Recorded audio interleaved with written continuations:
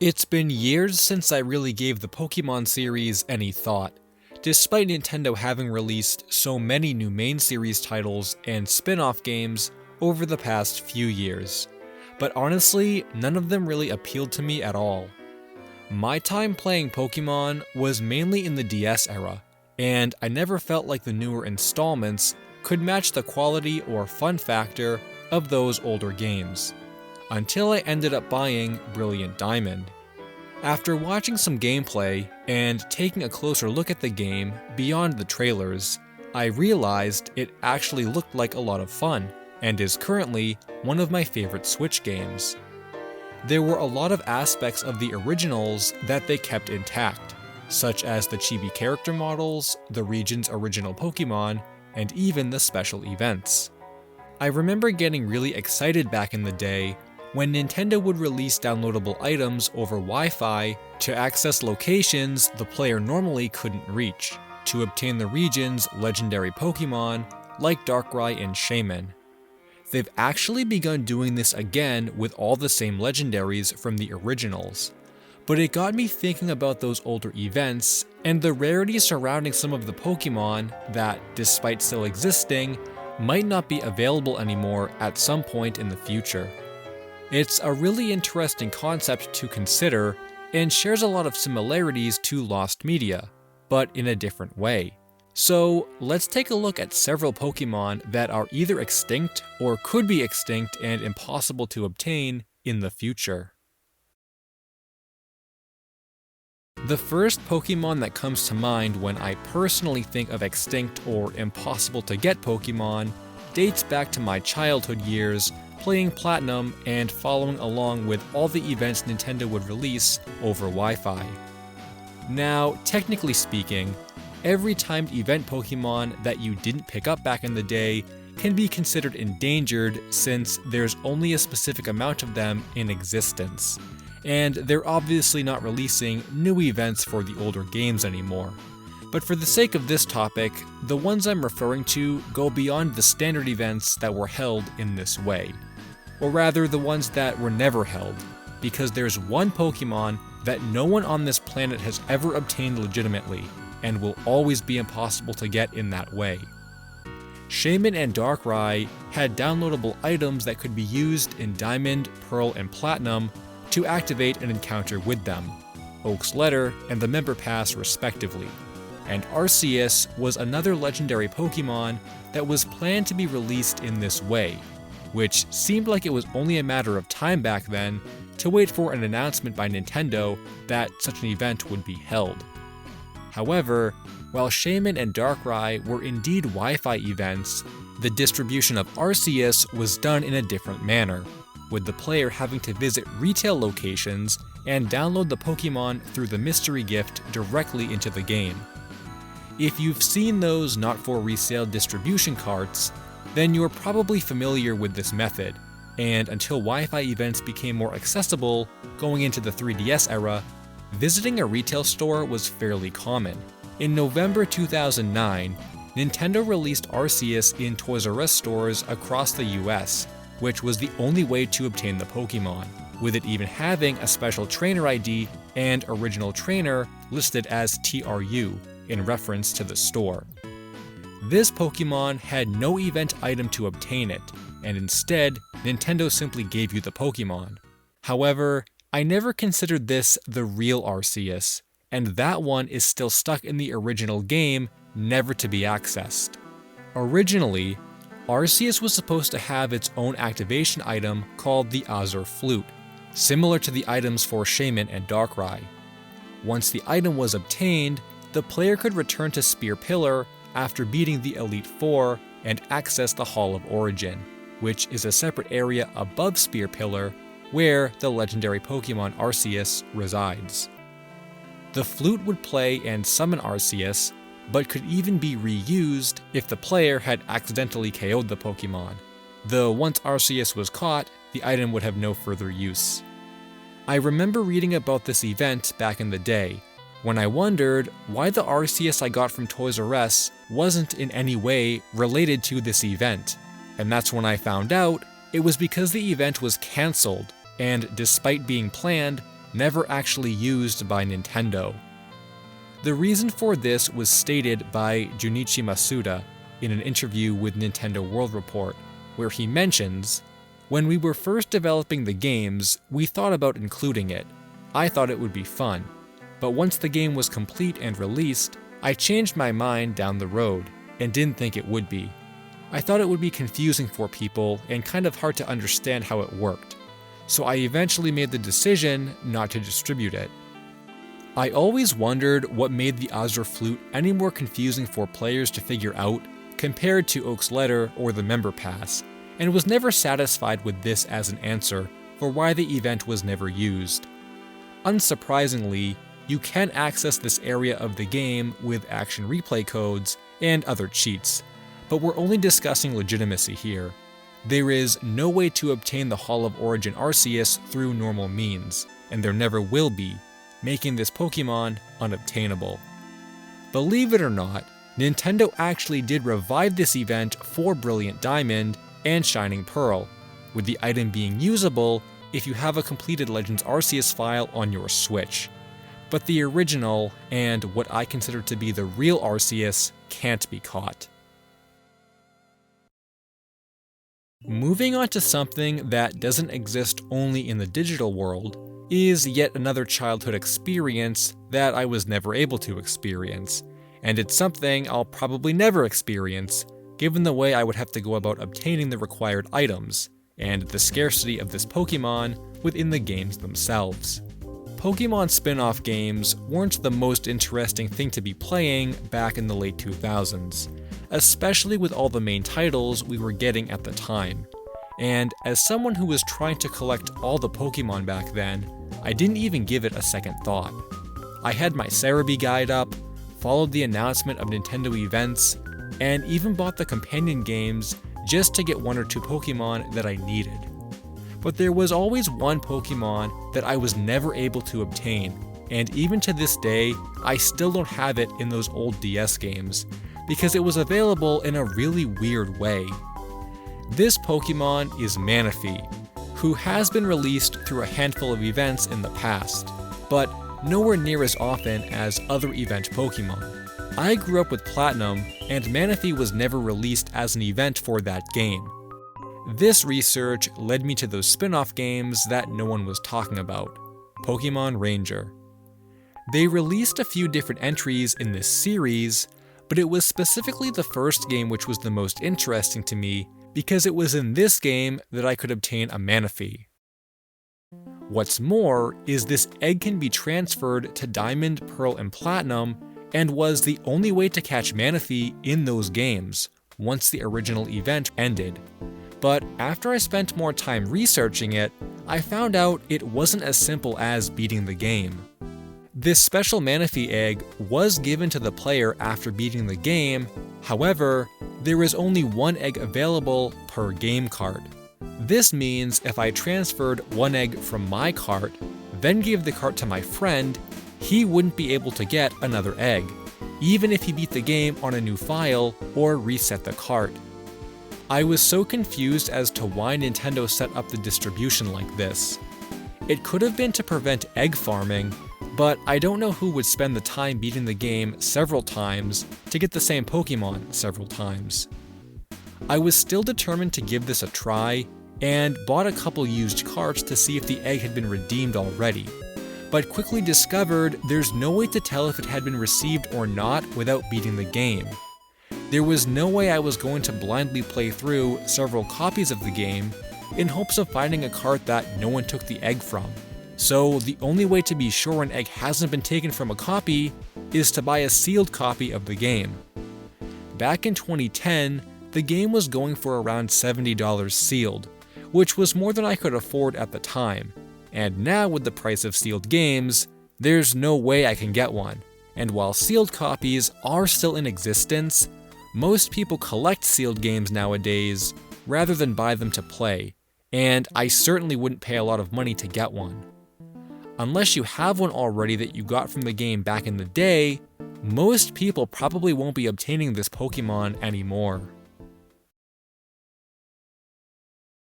It might be a little surprising to hear that any of the Pokemon spin-off games would allow you to transfer Pokemon into the main series of games. But there's another title that gave away even more legendaries, which were hard to come by back in the late 2000s, but were equally as difficult to obtain as Manathy. Except nowadays, there's actually no way to get these once available Pokemon, and actually, the game itself isn't even accessible anymore. I'm sure a lot of you remember when the Wii Shop channel went down, and all of the games that were exclusive to the console. Unfortunately, when it was discontinued, there were hundreds of games that became lost because they weren't available anywhere else, and this included a few Pokemon games, with one of the most notable titles being My Pokemon Ranch, and it was one that I was always fascinated with for the way it played. The game isn't really a game exactly, but rather an add-on for use with Diamond and Pearl, in which the player could transfer Pokemon from the DS to the Wii and create a Pokemon farm. Here, you could sort your Pokemon, take pictures, and do other activities like that, in a similar way to how you'd play with the Miis on the Mii channel. It allows you to transfer up to 1,000 Pokemon into it, which is where it gets interesting, because there are different achievements that unlock features of the farm with the more Pokemon you transfer into it, and there are some unexpected Pokemon the player can obtain. By storing 250 Pokemon, Phione will be available for trade, and if you transfer 999 Pokemon, Mew will become available for trade. When I read about these secret Pokemon back in the day, I was so surprised they would be hidden in a game as unknown as this one, and almost bought it to get those Pokemon. I was still looking for alternatives to the Pokemon Ranger Manathy, and would have gone through with the requirements for this game if it hadn't been for the fact that Phione can't evolve into Manathy, but Manathy can breed a Phione, so I didn't see the point in getting it. I believe by the time I had discovered these Pokemon, Mew had also been announced as an upcoming event for the DS games, and even if I went through with the 250 Pokemon for Phione, I was having doubts about Mew, since that would have taken a lot of time to complete. While I never got these Pokemon, I'm sure some people did, though it probably wasn't many, and since the game can't be downloaded anymore, you'd have to find a Wii with the game already on it in order to get these Pokemon. They do have a unique trainer ID and original trainer name, Haley, which is the name of the character in the game, proving where they came from. And while doing research on the game, I discovered that it received an update in Japan that allowed it to communicate with Platinum version as well. This update added new toys for the Pokemon to play with, along with an expanded storage that can now hold up to 1,500, but there aren't any more legendary Pokemon to trade for. This update was also only released in Japan, so had it contained another exclusive Pokemon, that would be another issue in trying to get it. It's interesting to think about how awareness for preservation has really become a bigger idea nowadays than it was several years ago, and the further back in time you travel, the less of a priority it was. This is simply because no one was thinking about saving content for the future, and the ways in which one would go about that were also a lot more primitive. It was only a decade ago that Nintendo started releasing Pokemon exclusively through Wi-Fi events without the need to travel to a retail store and download a Pokemon while physically there. But even the ways in which you can save your Pokemon have improved over the years, with bigger storage options and ways to keep track of them.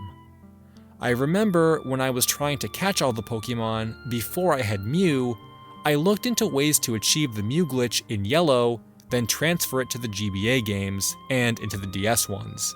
But you can't even transfer Gen 2 Pokemon to Gen 3. It's impossible through normal means. And this, in combination with poor archival, created a scenario for what might be the rarest and hardest to obtain Pokemon of all time. I don't usually browse the Lost Media subreddit, but a few weeks ago I was looking for new video ideas, and came upon a thread that blew my mind. This thread is about the very first Pokemon event that was ever held, and includes an image advertising the event, along with details that discuss the specifics of it. This was known as the Legendary Mew offer, and was only available in Japan in 1996 for about a month, beginning on April 15th. But unlike the Wi-Fi events we're familiar with today, this one required the player to send in their cartridge through the mail to get Mew placed in it. However, this event was more of a contest, and it wasn't a guarantee that you'd even get the Pokemon, with it being stated that only 20 were given out at all. Bulbapedia gives some details about Mew that make it identifiable, including that it was level 5, had an original trainer ID that was also the name of the magazine, and had ID numbers that varied from 1 to 20, depending on which one of the 20 you received. Mew was placed onto the cartridges via the link cable, and the contest received 78,000 entrants. But even without considering all the factors, like there only being 20 in existence, and it being a Japan exclusive, there are so many other problems in finding or obtaining this Pokemon nowadays, with the biggest issue being the age of the event. Save batteries in the old Pokemon games have a shelf life and will delete save data once they need to be replaced. So it's unlikely that there are any carts with their original batteries that are still working. It's possible that someone with Mew could have constantly traded it to games with new batteries in them, or transferred it to Pokemon Stadium, but that also seems unlikely. There's also the issue of simply identifying a copy of the game as one that received the Mew, since there'd be no way to tell by looking at listings for the game.